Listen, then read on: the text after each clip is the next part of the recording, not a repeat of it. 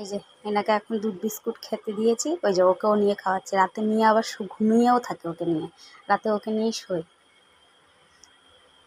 Brush করেছে, করে একটু দুধ বিস্কুট খেতে দিলাম।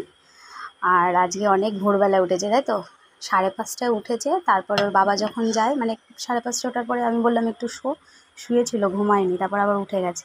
তো এদিকে খেয়ে এবার বই পড়বি তো।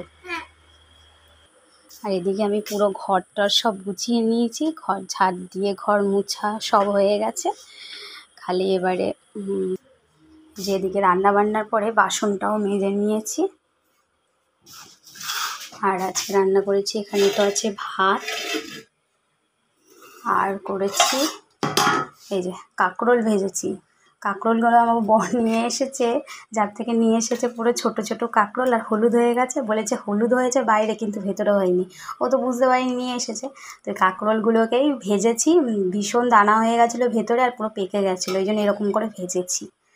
আর এই যে মাছের ঝোল করেছি, রুই মাছ এমনি ঝোল করেছি, আলু টালু দিইনি, আলু আর ভাল লাগছে না। তো এই দুটো পদই রান্না করেছি। আমি তো বেশিরভাগ এরকম দুটো পদই রান্না করি, বেশি অত কিছু রান্না করি না।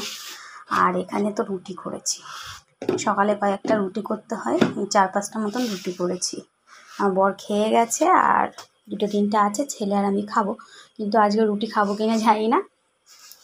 মা রয়েছে, তো মা উঠুক, এখনও ঘুমাচ্ছে মা। আমি এখন স্নান পুজো টুজো সব করবো, তারপর মা উঠলে পরে জিজ্ঞাসা করবো যে কী টিফিন খাবে।